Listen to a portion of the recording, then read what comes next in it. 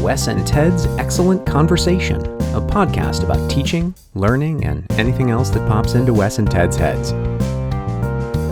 Hi. This is a time-traveling tutor Ted jumping back into the past. Wes and I had a really nice conversation that you're about to hear. But the one thing we didn't do is we didn't introduce ourselves, and I think we ought to do that. You think? You don't? I think we should. I kind of feel like, it's in the name of the... Oh, sure. What the heck? You have good ideas, so I'm going to go. We're already here. Yeah. Okay, great.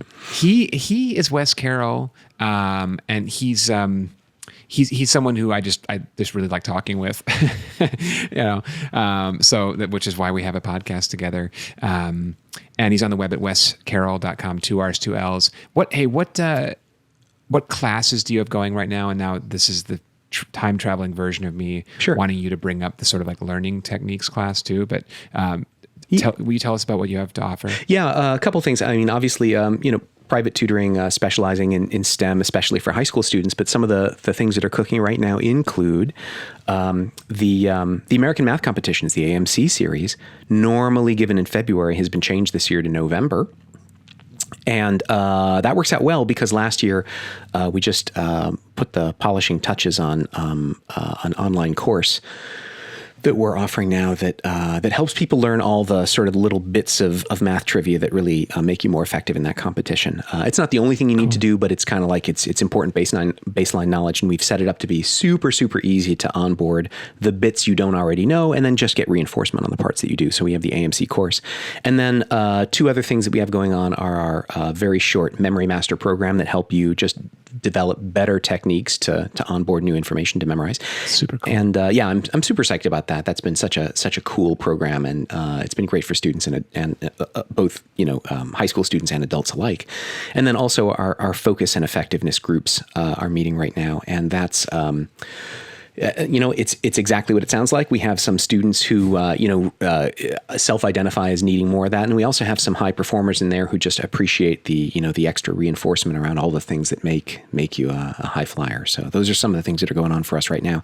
You can always learn more at wescarroll.com, and you can schedule a call with me at wescarroll.com/start, or just give me a call. My phone number's on the website, and I try to pick up even when I'm afraid it's spam. So we'll talk to you soon. And I'm sorry, go ahead. Really quickly before you introduce me, okay. a quick story. Yeah. So my friend John Mayer, the musician, who is a musician, who is a musician, go on, but is not the John Mayer you're thinking of. Okay, that was an important. Yeah, go on. Switched it because I was thinking about the fact that I always say, Wes Carroll, 2 R's, 2 L's. Yeah. Had to come up with a new name for himself as a singer because, as a performer, because John Mayer was taken. That seems reasonable. Yeah, and I think he beat my John Mayer to the punch by 6 to 9 months, basically. Like he just had like an early lead, and then he of course broke, world famous, and that ended the competition. Yeah. But he switched his name to John Elliott. Okay. Is that his middle name, maybe? And then I think it's a family name, but I don't think it's his middle name. Okay. No, it's John Michael Mayer. Okay. But then he learned later on that it was a mistake to choose Elliott because it's how many L's, how many T's. Not a mistake, but just there's a compounding factor there. Right. But then here's the story I really wanted to tell. Oh, okay. He has an email address that he uses when he's booking gigs. And that's John Elliott Booking. And he shows up on campus at some college, I can't remember, somewhere in the South. And, there's a poster advertising his performance, and he's John Elliott Booking. Yeah. Oh, yeah. Hey, folks, we're very fortunate to have a great performer here. You're really going to love him. Please welcome to the stage, John Elliott Booking. That's awesome. And that's the moment at which he just completely changed his name to John Elliott Booking. And just it's not the worst name. It's pretty good. And while I am Wes Carroll, he is Ted Dorsey, tutorted.com. Ted, let me turn the tables on you and ask you what sorts of things you have cooking these days. Yeah. So we're offering these. I'm really into these boot camp classes we do. Oh yeah, I've been getting the emails. Basically, yeah, they're good stuff. Yeah, okay, yeah, that's important. This is marketing. I'm learning how to do it. It's a scheduled class that's programmed around the most popular SAT and ACT test dates, of which a couple of them are coming up. So the next class for SAT starts July 31st. Whenever you're listening to this, there'll be a class coming up. But and then the ACT class starts 2 weeks later. But basically, it's a class that has all of the lessons like comprehensively for the entirety of the test you're taking, plus a practice test per week, plus 2 hours of live teaching with me, where basically every single week we go over the lessons, I answer your questions, I talk about basically like insights from the tests and say, hey, here are the things, here's what you want to keep your eye on, basically. Here are the commonalities between the questions and the things that you are going to see on the test. So it ends up being, it's really fun. I really, there's work to do when it comes to test prep. Yeah. And work is hard. But this class is I think a fun way to get through that stuff. And if you're listening to this podcast and you dig me, then it's definitely worth a shot. So, well, let me ask you this: if I'm a student or if I'm a parent of a student, right, who might be taking this sort of thing, how can I tell whether this class would be the best option for me? What kind of student, or what kind of, what makes me realize that, oh yeah, this is not merely a good offering. This would really be the right thing for me. Yeah. I mean, I think the only factor you have to have is motivation. You know what I mean? If you're unwilling to do the work, then you're kind of screwed no matter what. Yeah, right, fair enough. I think private tutoring can help with that a little bit, because someone can hold your feet to the fire a little more directly. You know, I'm able to interact with students individually within the class, but not to the same degree that I can when it's just the two of us. So, private tutoring has always been the gold standard of education. That's just a fact. So it's not that, but if you are motivated, then you're going to get all the information that you need to be successful on the test. So, be motivated is the only factor, really. Got it. So if I am that kind of student, then taking this class is likely to be all that I need. And if it isn't, it's a way for me to get all that information and then realize what remains that would then be necessary. Although from the way you're talking about it, it doesn't seem like that's a super common outcome anyway. Yeah. I mean, we can always get better at things, you know what I mean, and refine our talents, but you're not talents, refine our knowledge base and execution. But that's, I appreciate you saying that. That is a very nice outline of how how this class works, and it's designed to do it. It does do it. Yeah. And if you bring your enthusiasm and motivation, then it will do it. Yeah. That's great. Good stuff. And time travel transmission. Okay, good enough. Or did you have one more? Sorry. This is your last chance to time travel. Oh wow! For now. No, I really like that idea, because I'm realizing now, as you talk about your class, that I get that question about my own, online course, where it's like, well, when is this the right thing? And it's kind of the same sort of thing, right? If you're interested in doing this stuff and you don't, and you want to learn this stuff in the most efficient way possible, it's a great way to do it.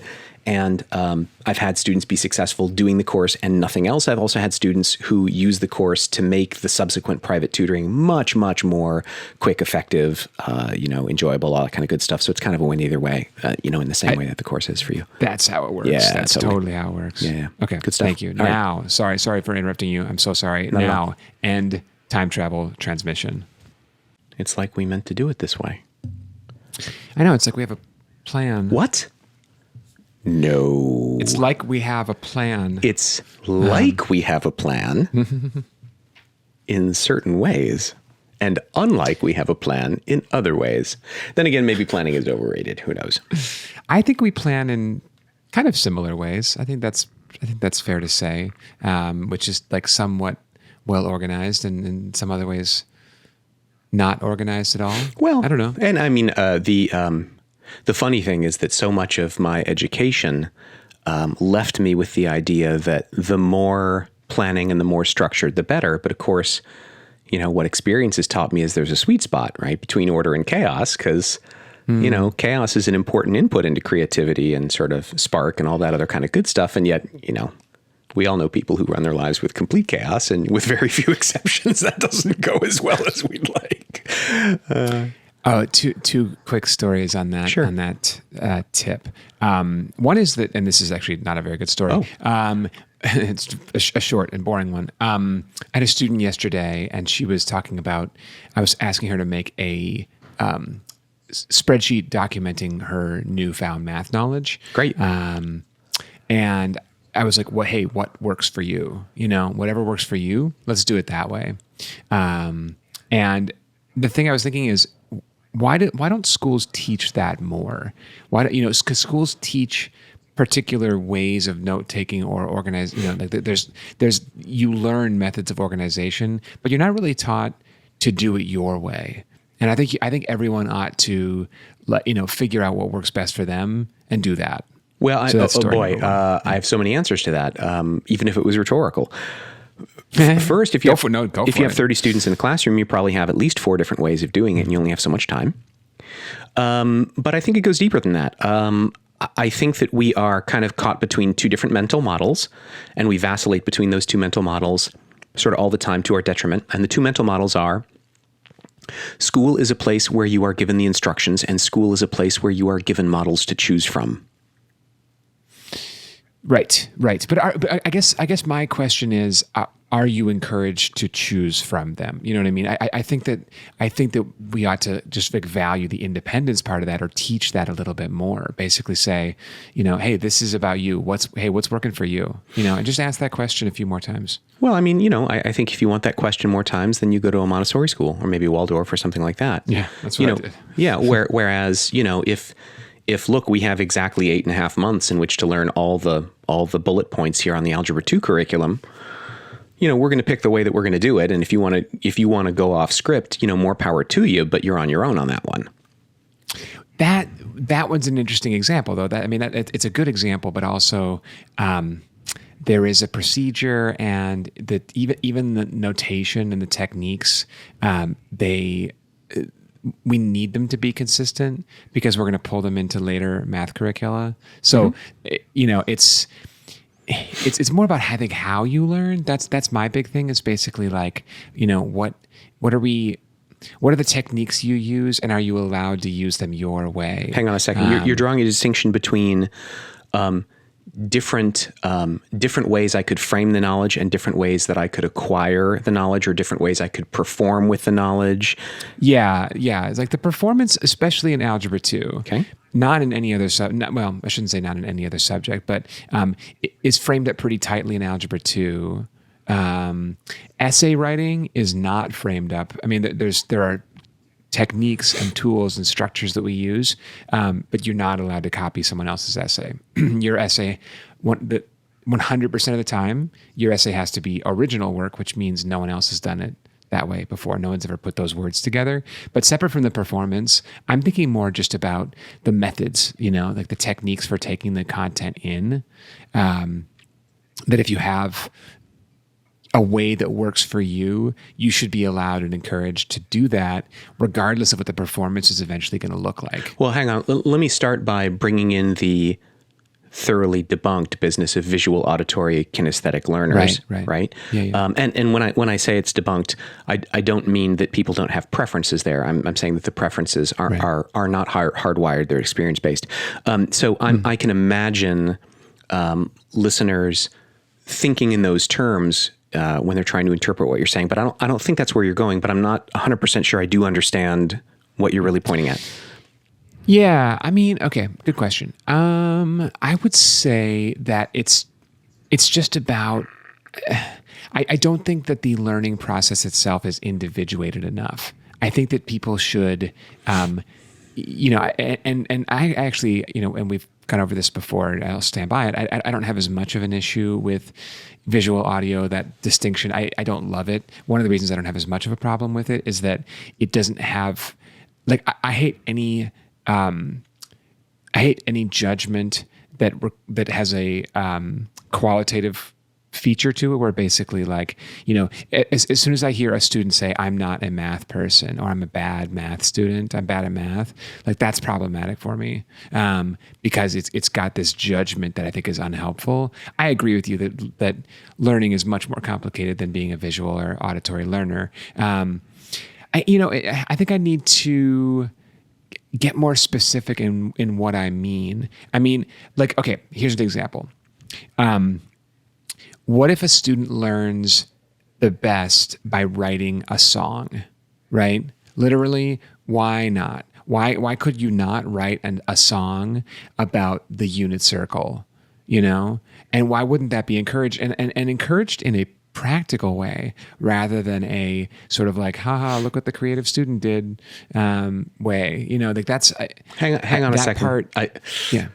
Okay, so first of all, are you talking about using the song as a mnemonic tool to memorize certain features of the unit circle? All right, so you're not talking about using the song as a method for gaining deeper understanding in the moment of what's being presented. Yeah, I mean, that's a fun distinction to draw for sure. I think in some ways you need to start with the vocabulary, and then once you have that vocab, then the understanding and start to come together. I think it's the teacher's deep responsibility to teach the significance of the unit circle. You know, basically it's like, you know, why did we make this? What is it good for? Sure. And I think I would say 95% of math classes don't teach that successfully. And it's more about the vocabulary, but yeah, I'm referring more to just that sort of like the cold hard acquisition of facts. So, a couple things. There's some pretty good research that argues in favor of particular memorization techniques as being sort of most efficient. And indeed, you know, I offer a program that's, you know, that helps students both. Well, I want to do that. Kids, program. you know, It's it's like I've done it for memorizing foreign language vocabulary, and it's kind of shocking. Like I'm sort of shocked at how it's like, oh, like I have the experience of like Neo in the Matrix, where like clearly someone has plugged a thing into my brain, and now there's something there that I don't remember ever being there before, but it's clearly there as though I've always known it. It's interesting stuff. But I'm annoyed because why don't I know about this yet? Yeah, all right, we'll get there. But I wanted to kind of set that as a guidepost so that I could turn away from it, right? And mention that just because it's an extremely effective way, sort of in vitro, right, doesn't mean that it's the best choice in all situations. Mm-hmm. And it occurs to me that I have better techniques than writing a song for the purpose of memorizing it quickly. But songs are fun, and fun isn't of zero value at all in the learning process. Right. I mean, that's the drum I've been beating for these many years, right. You know, is that like, it's not some like add-on feature, you know what I mean? It's not some like bonus thing. It's like, it's a learning technique. It keeps you engaged, and engagement leads to results, you know? Yeah. So yeah, I'm such a firm believer in that. This is such a non sequitur, but well, not quite a non sequitur, but I have seen like test prep people who are like the comedy test prep people. Mm-hmm. And I've also, I was just talking with another friend about, like comedy traffic school. So in California, if you lose a point, you have to go to blah, blah, blah. You have to go to traffic school, and then like, you know, there are different traffic schools, and like apparently a really popular one in the 90s and aughts was comedy traffic school. Okay. And like my first issue is that those things aren't funny. That's my major beef, is that like saying you're funny is very different from being funny. So that's my first beef. Yeah. My second beef is that it's a tack on, you know what I mean? It's like, we're doing this thing plus we're doing comedy, you know? Yeah. And I think that they need to be like, I don't know, a little more interrelated. There can be some,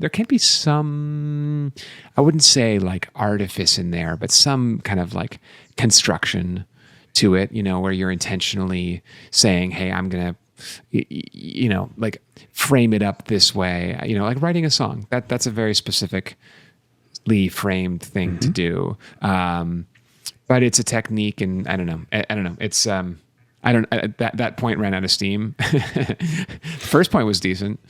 Well, so the first thing I'll say is that, you know, as to beat the drum we often beat, right? If you're only working with one student at a time, you know, your ability to individualize or individuate, I'm not sure if that's even a word, the learning styles and so on. Individualized. I think you like one individuates like within oneself. Is that how that works? You know? Great. Yeah, I think so. All right, I'll move away from that construction since I clearly don't know what the heck is going on. Intransitive verb. Yeah. Oh, wow. Yeah. Okay. Right on. But if it's just the two of us talking, right, then our ability to go wherever you want to go is limited only by my ability to follow you there. Whereas if there's 30 people in conversation, there's just a bunch of other stuff going on. Although, like, as we've also said, there is skill in going where the other person wants to go, right? Particularly in a learning context. If you're aware of all these different ways that people tend to learn, then it's a lot easier for you to be fluid in, moving to different learning styles and so on. But I mean, we also come back to personal responsibility of the student and the ways in which it's either encouraged or discouraged at the systemic level, right? In that, when I'm an annoying person to be in a class with. I'll lead off by saying that, right? That's hilarious. I've never been in a class with you, but like that, that lands. Oh yeah, for me. totally. Right. Like you do not want to be in a class with me because I will absolutely grab the steering wheel any chance I get and steer it towards my learning better. And I mean, occasionally that has really positive effects, right? Like if I perceive that the teacher is overwhelmed and that there's, a student in the class who's not getting something and it's clear enough to me to risk disrupting the class, right? If that student isn't willing to jump in, I will, and try and direct attention to that student. So it's not entirely self-serving. That's cool. Yeah. But sometimes I'll jump in, and I'll try and insert examples into the conversation that would help me confirm that I understand it correctly. Right. And I'm hoping it's going to be helpful to everyone else. But what I'm really just trying to do is just be an active participant. And if it turns into a free for all where everyone's jumping in with that stuff, I'm in heaven. Right. It's like, OK, great. We're all learning. But if it's just us listening to a lecturer, I'm like, oh, dude, no. Well, that doesn't sound bad to me at all, actually. I think I would appreciate having you in class. I think that the people who drive me nuts in a class are the ones who are speaking because they want to hear themselves. You know what I mean? Because they value their own opinion so highly that they need to just hear that sound, basically. It's like, yes, you're making a good point, but no one else cares. Yeah. Yeah. This is for you only. Yeah. That drives me nuts. Yeah, and rightly so. Yeah, that makes a lot of sense. So the secret other lens I'm listening to this conversation through is a podcast that I was just listening to this morning that I just found. It's been on my list for weeks, and I finally started listening to it about sort of embodied cognition and the degree to which, we have a strongly reinforced cultural model that all thinking happens in the brain, and that, thinking should the brain is sort of a computer analog, right? It doesn't really matter where you are or what mood you're in or any of that stuff. Like you should be able to think the way you think. And of course, we all know from experience that's not how it works, that sometimes taking a walk around the block is the most productive thing you can be doing. And yet there are all these pressures that keep us from doing that. And just as you're talking about, individual learning styles, it occurs to me that there's a cultural component there that makes it harder for us to hear the voices in our heads or the voices in our bodies that are trying to tell us how we should be learning, and instead, oh well, maybe I better just be compliant rather than being optimal here. Anyway.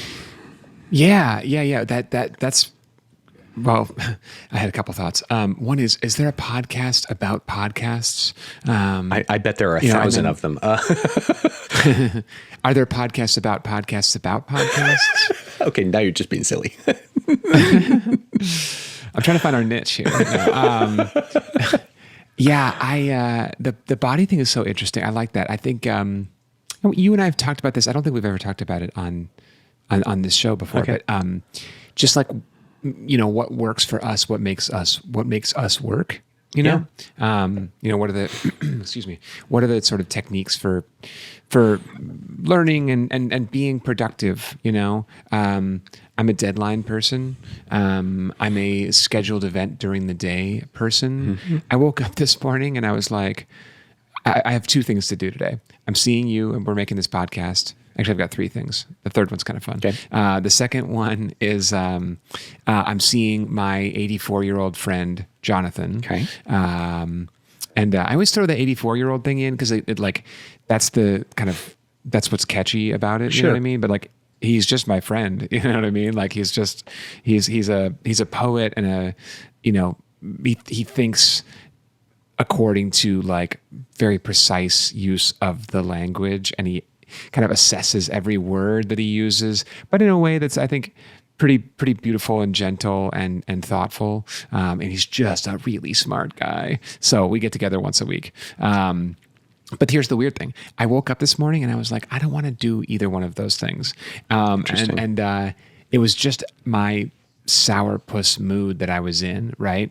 Well, because we're recording this podcast, and by the way, I'm having like a terrific time recording this podcast already. It's like, this is great. Good. This is what I want. This actually is what I want to be doing.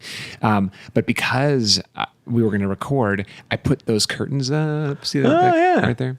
They're nice. So that was like, they used to be these kind of like gray blue ones. And it took me a long time to realize like why I hate them, or what wasn't working in this room. And it was like, it's because they're not gold and they need to be gold.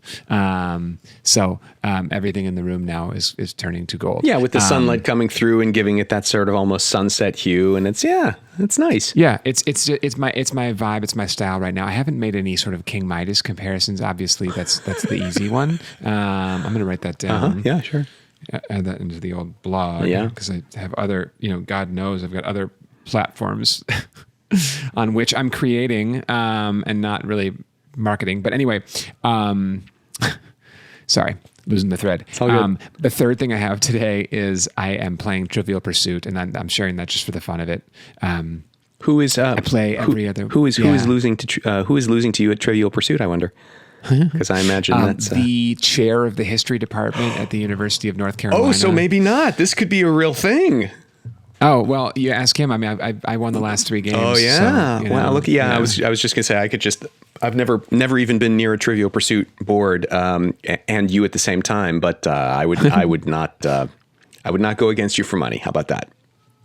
I'm all right. I'm really good at everything besides the very difficult questions. Like my knowledge is like superficial and extreme in its superficiality. Oh, got it. And then as soon as you get into like the actually like interesting details of something, I'm like, eh. Yeah. See, I'm one of these guys where it's like, I can answer science and nature questions all day long, and that's it. Yeah. I get really pissed off when I miss a baseball question. That's like a deep disappointment for me because it's like, I've spent so much time in my life working on learning baseball knowledge. Although I'm really freestyling today. I have a little note. I have my list of projects in front of me that you can't see. Okay. And one of the items on the list is, don't visit ESPN.com. So this is a new resolution of mine. And actually, no, you know what's funny? This is related. Okay. This actually is right on topic because there are the things we do and the ways we spend our time and the ways we sort of like develop our projects, develop ourselves, learn to be a different human being than we were. Sure. And one way I have spent a lot of time, is on the website ESPN.com. And I have this note to myself not to go to it. Yesterday, I went to it at some point without being conscious of it at all. You know what I mean? Like literally, I landed there on total autopilot.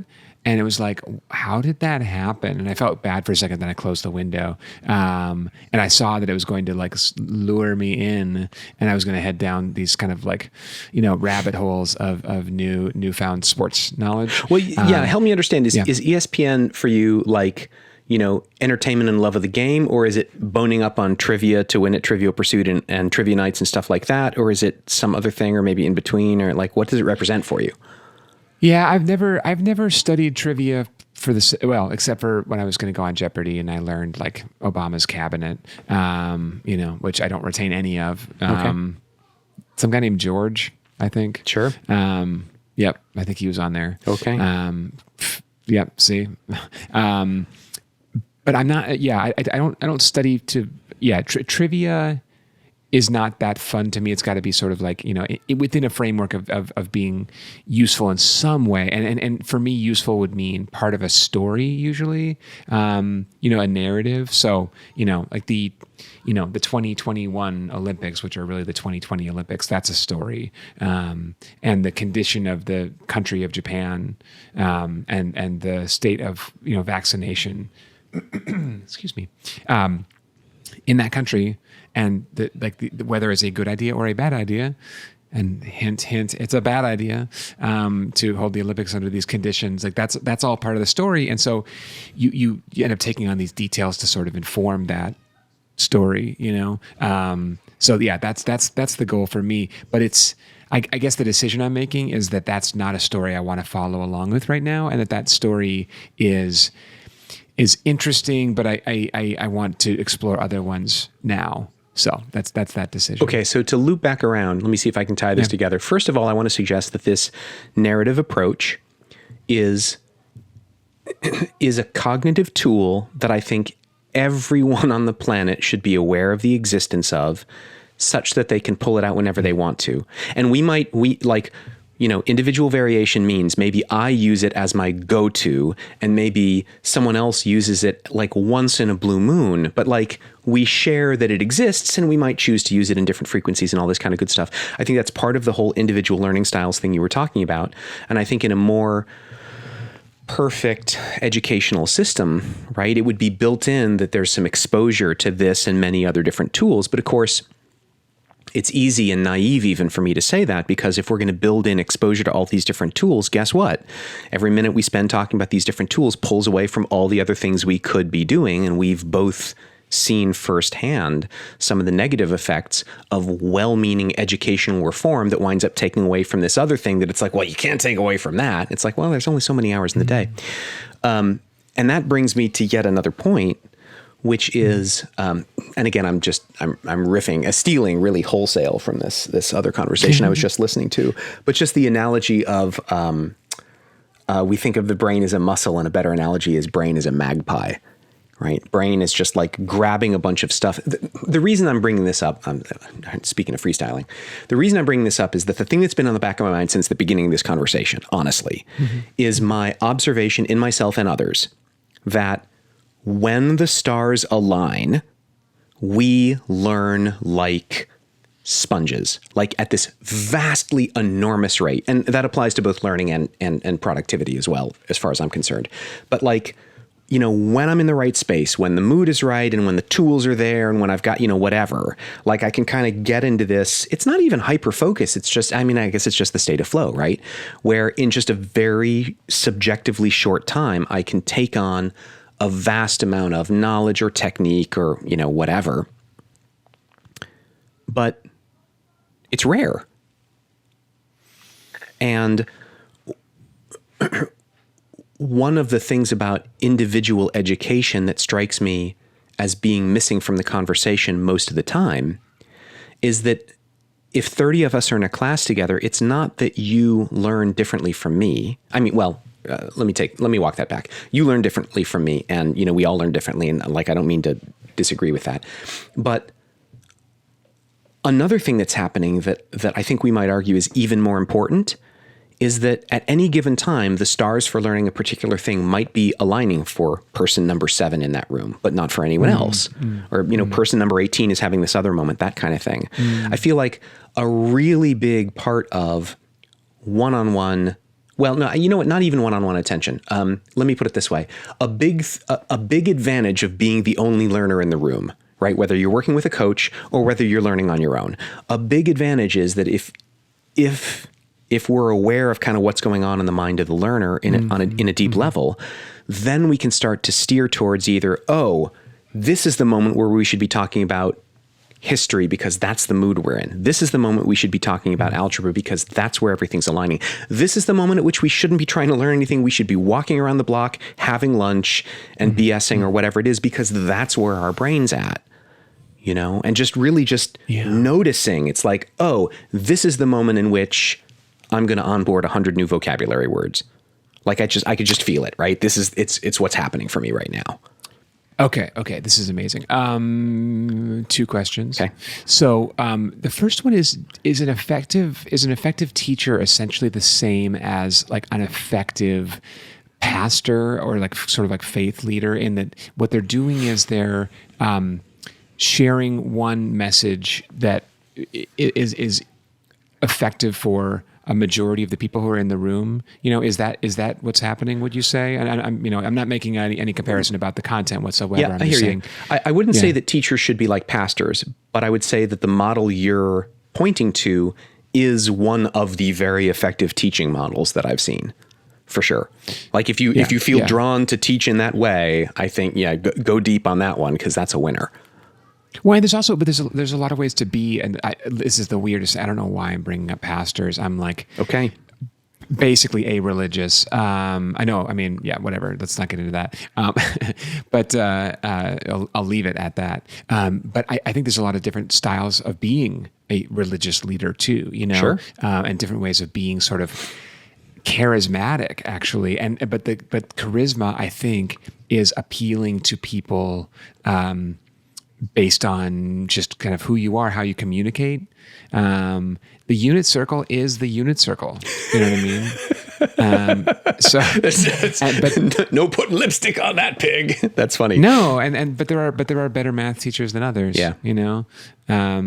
So yeah, that's question number one. Question number two, or thought number two, is what puts you, Wes Carroll, in hilarious. We're about 28 minutes in and haven't introduced ourselves. If they don't know who we are by now, you know what I mean? What puts Wes Carroll in the mindset to learn 100 vocabulary words? Like what, just can you point to some of the factors that would make one day particularly good for that? Okay. For you. So the very first thing I need to say in response to that question is, I have been professionally engaged in answering this question well for about 25 years now. Okay. I lead off with that so that when I say, I don't really know, I don't know what the answer to your question is, right? Like I have some glimmers and I'm happy to share them, but like the fact that I could get this far into something and still feel like I fundamentally don't get it, I think is pretty telling. Right. Maybe it just tells us that I'm an idiot, but I think it also points to the idea that like, you're not an idiot. Well, I appreciate that, but this is a hard question. And there are a lot of ways in which we routinely look at the wrong ball when we try to answer this question. So what makes me inclined to take on some cognitive task? I'll take the one that you specifically said, memorizing. There's sort of the obvious stuff. I need to be well rested. And I don't mean I had enough sleep. I mean, I had really good sleep. That's a big difference, right? I can function on X amount of sleep, but optimal sleep is a different bar entirely. And there's a gigantic difference in my ability to memorize in that context. And I need to be in the right mood. It's sort of, it's a combination of having the dopamine loop engaged. In other words, I'm interested in achieving the result, but I need to not be sort of, what's the word? I need to not have too tight a grip mentally on that outcome. Like there needs to be a playfulness to it. There needs to be I'll bounce my brain off this and what sticks. That's optimal for me because like memorizing doesn't happen primarily through the rational cognitive whatever, right? Setting up a good memorization practice requires cognitive effort. But once you're actually doing the memorization, it's more like a mindless video game than it is like thought work. And knowing that, it's like, okay, great. I need to be kind of in that mindset of like, oh, I'm going to, I'm going to play Candy Crush on my phone for 10 minutes. Like that's the mood I need to be in order to really do that particular kind of work well. Yeah. Yeah. That's great. That's really interesting. Another question / thought. Did you have any teachers where your learning was like, I'm sure you learned more from some teachers than others, but were there any teachers who were ineffective for you?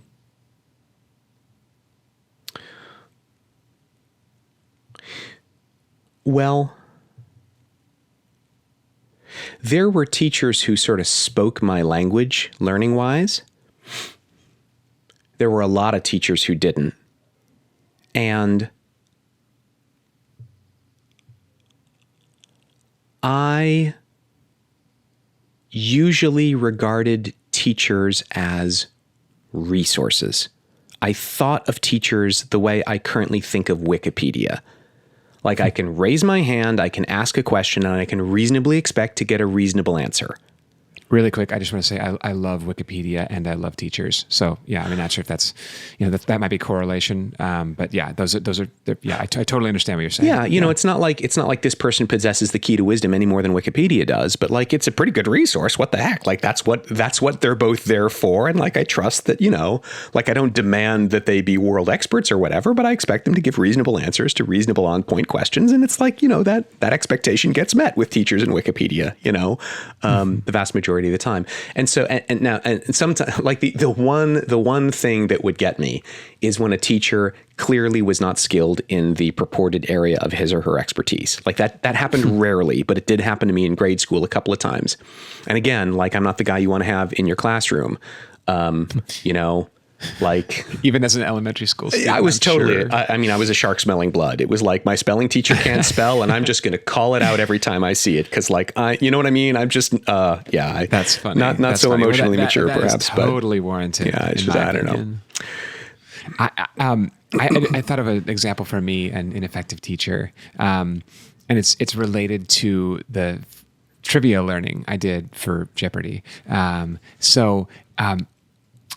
We had this teacher senior year, and he was teaching. What was the class? It was psychology. It was just called psychology. Okay. And he and his wife both taught at the school. Am I going to share this? I'm going to share this. His nickname at school. This is not important at all. This is just for the fun of it. His nickname at school was Pee Bag because people believed that he had like a sort of a catheter and, that he didn't have control of his bladder. And so he would pee into a bag and then kind of carry that around.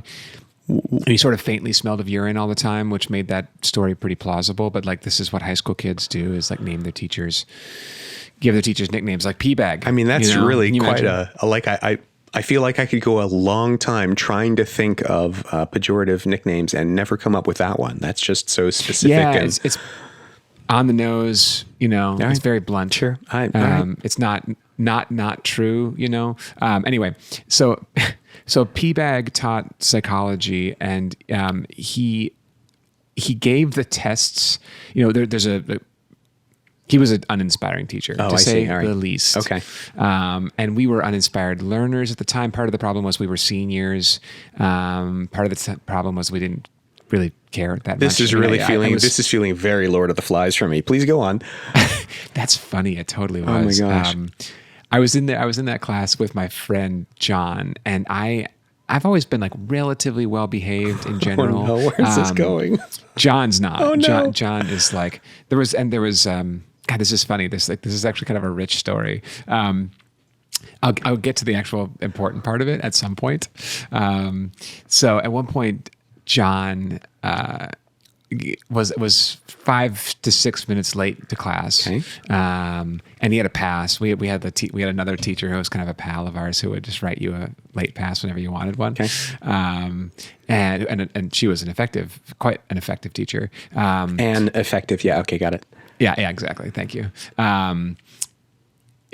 John comes rolling into class 5 to 6 minutes late, but also he's actually wrapping up a conversation with somebody in the hallway loudly as he walks into the door. You know what I mean? Pretty blatantly disrespectful. Yeah, okay.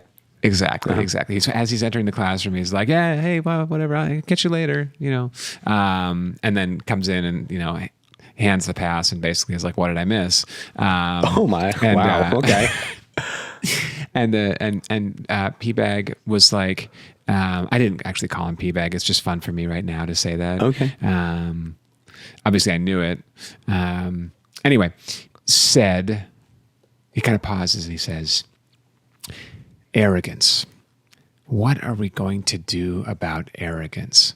And the funny thing was that John didn't even hear that. That's like the sad part of the story is that the target of that line was John, and I had to share it with him later. And John's like, "Oh, he said that." So here's the real point. Here's the actual point. Okay. And this is the thing that makes him that shows that. I mean, whatever. It's nothing personal, but he was ineffective. We had a textbook. The textbook had terms in it that were written in bold, and the terms that were in bold, and there were also questions, like sort of like a chapter review question and all that stuff. All of those bold words were exactly what was what you expected to know for the test, right? And the review questions. I mean, and you might expect the review questions would give you the essence of the chapter, sure. right? But all you needed to know was what was in bold, and if you knew what was in bold, then you could pass the tests from the book, which were the only tests that he gave.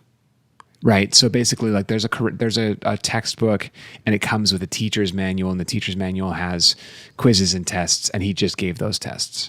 And so we figured that out. And so what we would do is we had lunch right before that class. We would go into the choir classroom, write a ridiculous mnemonic device for the 10 things that were in bold in that chapter, like a 10-letter acronym sure. type of thing. And we'd just write a sentence around it, walk into the room, write that acronym down, or just deliver it, just answer the questions, and then promptly forget it, So basically that teacher, now that I've finally gotten to the moral of the story, that teacher was not incentivizing critical thinking, was not incentivizing deeper level thinking about these subjects. There are so many interesting ways. Psychology is a richly layered subject. Oh goodness, yes. There's it's new as a science. It's like it's trying to be scientific by looking at the brain, but the brain is mysterious and very hard to pin down. And the best we can do right now is have some best guesses at what's going on in there. Yeah. Complicated 3 pounds. Yeah, oh my God. Obviously, that's what we spend all of our time. Not all of our time. We do work with beyond just the mind, but we spend a lot of time in the mind. Oh yeah. But he didn't get at any of that. He hadn't put in his time to treat that as especially valuable, that deeper level thinking. And so we were not incentivized to either. And so we didn't. We didn't have to. I love your framing the teacher's role as building the systems and the incentives that lead to good behavior, or good behavior. I didn't mean it that way. That lead to, sort of the outcomes that presumably students and teachers alike, right, are interested in getting to. Right. It's not my job to fill your mental bucket with water. It's not even my job to light light you on fire.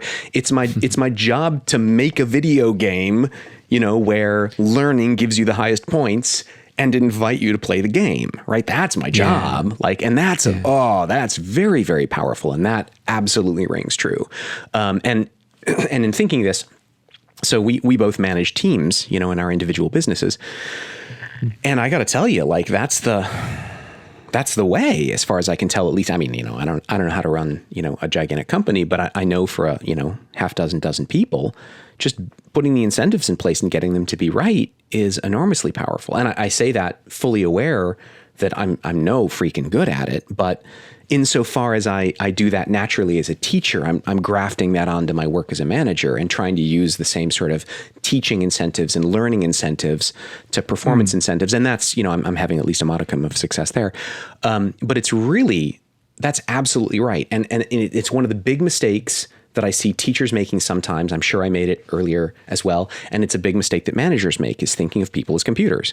It's like, I'll just, program you to, and it's like, no, that's never going to work. What you have to do is, right? What the other mistake though is thinking of people who work for you as clones of yourself. Oh yeah. That's going to lead to all kinds of bad feelings for everybody, yourself included. Yeah. Of course that's true. That's not how it works. And I think, I find management to be like a very uninteresting topic in general. I find it to be fascinating because it's so adjacent to psychology and learning in general. That's true. It's a particular slant, of course. It's my reluctance to it might explain my I don't know, the fact that I basically hate it. I mean, I don't. Yeah, but you hate it the same way that, that every self-respecting entrepreneur claims to hate marketing until they finally have to admit that, all right, marketing is not trying to get people to do something they don't want to do. It's just making them aware of the ways in which you can solve problems they have, right? And once you make that flip, it's like, oh, marketing's not distasteful. It's merely difficult. Did I share this? This is kind of funny. Just like a kind of a management anecdote. So, because I don't cherish my own management skill, right? Okay. But this or techniques, but I hear when you say that you're not good at it at all. Like you're measuring that based on the standards of you being really good at a lot of other things. You know what I mean? So I think that it's like, by comparison to your other skills, I'm sure you're excellent at it. I haven't been managed by you, but not that I'm aware of anyway.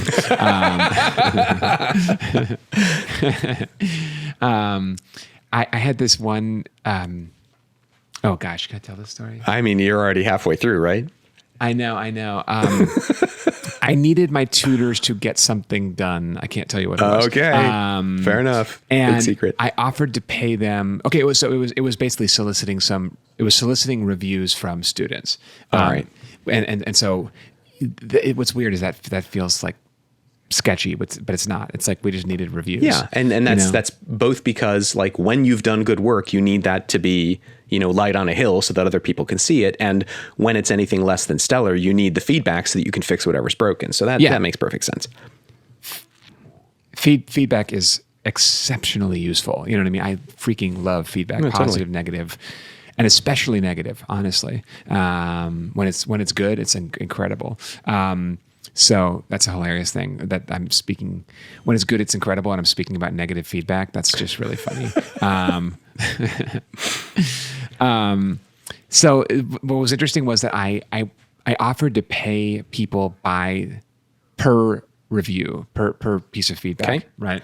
Like a bounty. And then was like a bounty. Yes, and we came up empty. Like literally, there was zero. We got zero. It maybe was one, but it was either zero or one. Then I made a contest, and the contest would be settled by a certain, kind of day and time. I think it was our Christmas party, and or winter holiday party, and the results were insane. I think we got something like, there you go, 70 or 80 reviews in that time. Yep. And the winner would have made so much more financial incentive, so much more money. And the second place person would have made something as opposed to nothing, I'm assuming, is how that played. Yeah. And I can't remember if there was a second prize or what, but anyway, highly effective. Yeah. And like you can play those games. And if people were computer programs, also known as rational actors, right, then that would not be effective, but we're not. And therefore, it's like, like the bottom line is, I don't care about your bounty, but I'll play a game. Yes, yes, exactly. Yeah, totally. Yeah. That's good. Yeah, no, that makes perfect sense. And and so, you correctly point out that, right, incentives are important, but that does not mean that they are linear, rational, expected. One of the best sort of management coaches I've had, who was not a formal management coach to me. She's a teammate of mine currently, but she was the one who really got me to see for the first time in sort of a deep way that if you want to know what motivates someone, your best strategy is to ask them. It's like, oh gosh, could it be more obvious? But it's like, yeah, like how often do we like just totally ignore that, opportunity to learn? Maybe I'm just speaking for myself, but it feels like, oh gosh, I totally agree. I'm totally trying to get inside people's heads when I could be just asking them point blank. It's just such a silly blind spot. Yeah, no, it's surprising to people, I think. You know what I mean? Like how simple some of this stuff is.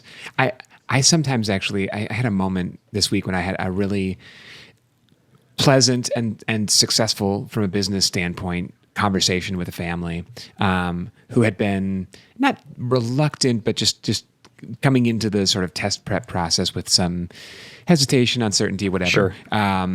And I turned them around in, I don't know, 45 seconds or so, Okay. But it wasn't my mission to turn them around. It was just to give them some good information, answer a question or two, recommend an approach or a strategy. All very simple, very simple stuff. And it was, but very persuasive.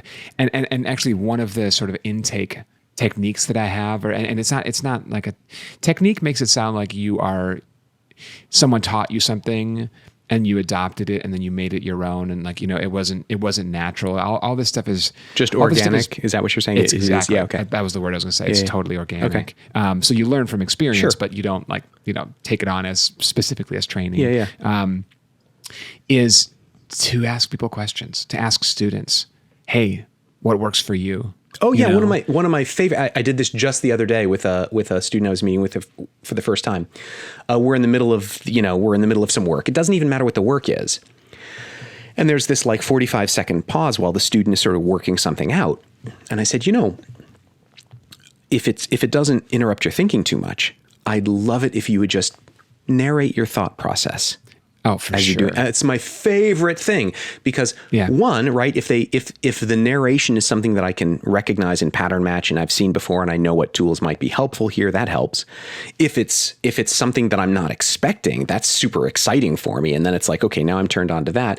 And either way, now I have so much more information on how, the degree to which the student is self-aware, what level is this student operating or which levels are the student operating on? There's so much there. And it's just as simple as try to explain to me what you're thinking. And it's like, oh, and then it's just all the, so much information then just comes spilling out.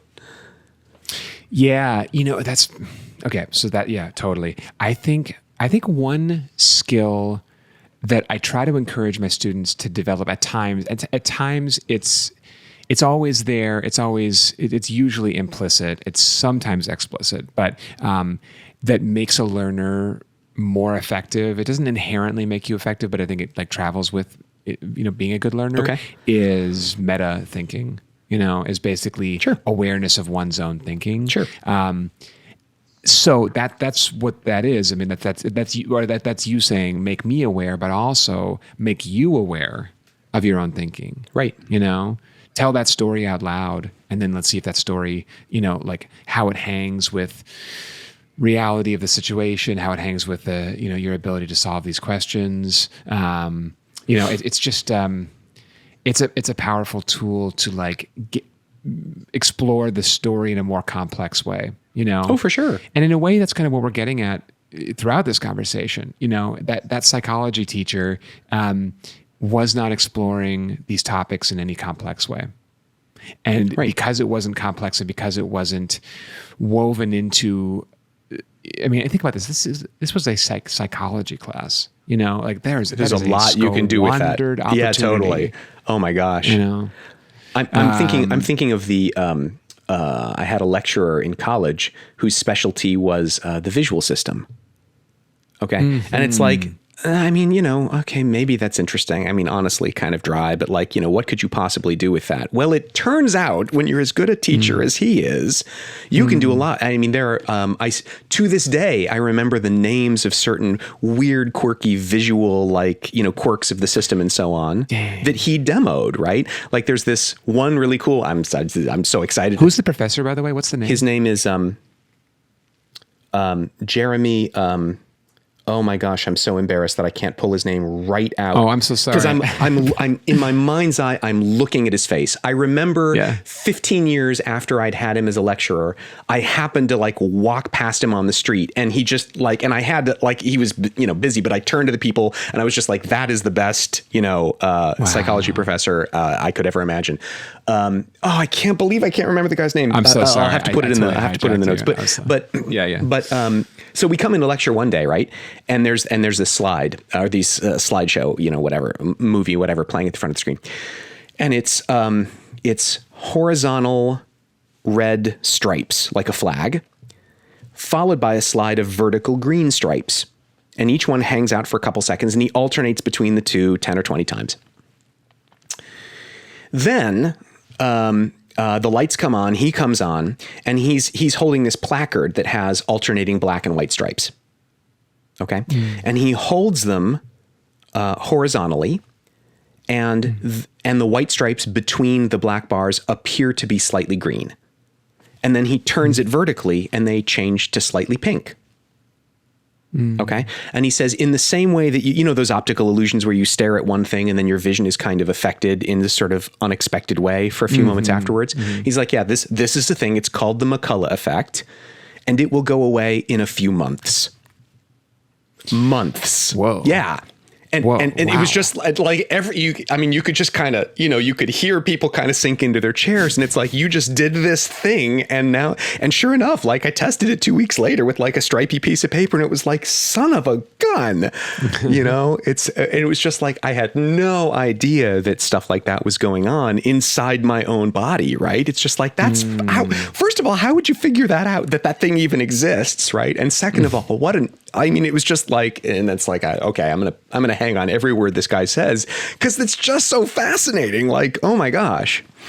Anyway. So, gosh, I've got a few different places we can go from there for sure.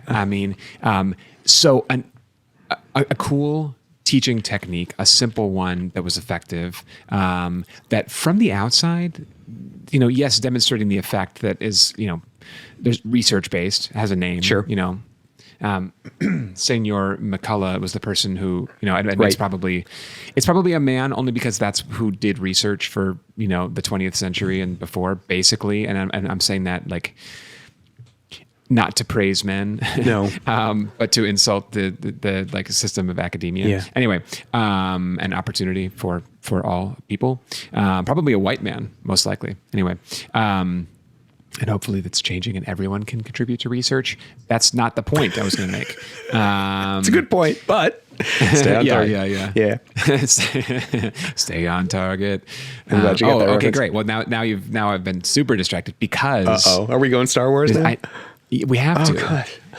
I'm sorry. We had a professor. We had a guest professor in the theater program my senior year, who was yellow number 3, I think, or red number 3 in the sequence when they're trying to blow up the Death Star in the first Star Wars. Oh, no kidding. Yeah. Oh, that's so fun. It was super cool. And like he had like 2 lines. Yeah, sure. It's like, oh yeah, no, you were in Star Wars. Yeah. You were in A New Hope. Okay. Yeah, all okay. right. Yeah. Anyway, back to my original point, if we can find our way back there. Good luck with that. Yeah, right.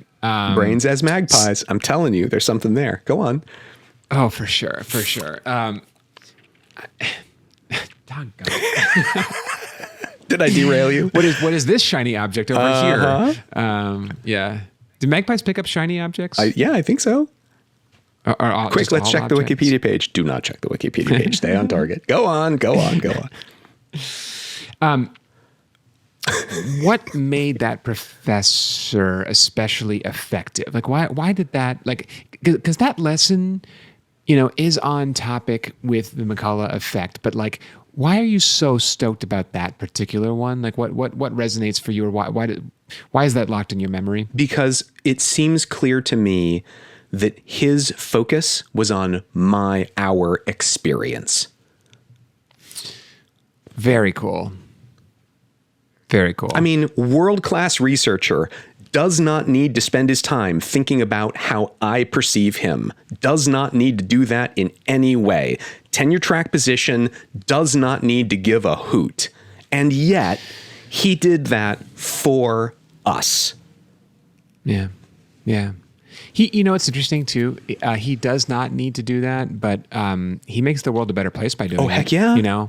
Heck Which yeah. That's obviously that's a belief that you and I share, because this is what we do. Right. Yeah, totally. We try to make, and I'm not, my mission every day is not to make the world a better place, but I like seeing students take in new information and new techniques for thinking. That's very satisfying. For sure. Yeah.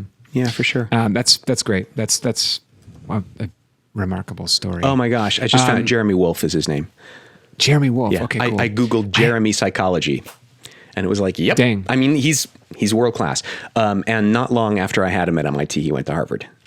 Presumably, here's a side note on the side note. Dr. Wolfe, we always just called him Jeremy, because he was just a personable guy.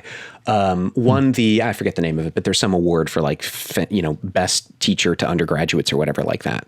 And he won that award, not surprisingly, right?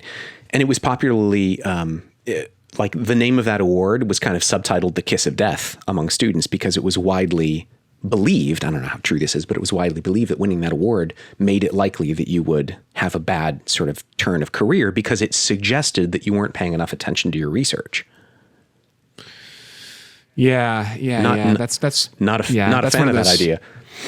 No, that's one of those stories that there's no reason why it has to be true, but we start telling the story and then it like gets just repeated enough that it becomes I don't know if it true-ish. But what I know is he won the award and then he was no longer at our school and he was at a school that valued him more. And it's like, well, yeah, okay. Yeah. I could see myself wanting to win that award. I could see myself actually getting competitive about that. You know what I mean? Like thinking it through and being like, this is the year. We're going to make it happen this year. I mean, if it helps make you a more focused teacher, more power to you. He is Wes Carroll. He's on the web at wescarroll.com, 2 R's, 2 L's. You know him, you love him. He specializes in, I would say, this is hilarious. Oh, yeah. Every Here intro it is comes. different. No, this is good though. This is this is the most general one I've ever given for you. You ready for this? Yeah, let's have it. He specializes in thinking. That's the whole thing. That's it. I like it. Oh, I'm such a fan of that. That's so great. Yeah, totally. My partner here is Tutor Ted Dorsey, on the web at tutorted.com. And I would say the same of you. As much as you are an incredible specialist in preparing for the SAT and ACT, I know folks for whom that's the only part of what goes on for them professionally, and you rival them for depth while maintaining great breadth, which makes you so much fun to talk to about all the different things that we talk about here. And I think it's part of how you're able to do SAT and ACT prep in a way that retains its humanity, retains its fun, and retains its engagement. And I got to believe that that's a big part of why you have such a stellar record with your students. Well, that's really nice. Thank you so much. You made my day. Yay. And in fact, this whole podcast has made my day. Yeah, it's been great. great. So nervous. Yeah, I was so it's good. uncertain. And now it's been a great podcast. Outstanding. Who knew? All right. Well, thank you for this lovely conversation. I look forward to seeing you next month right here at wherever you get your podcasts or YouTube feeds.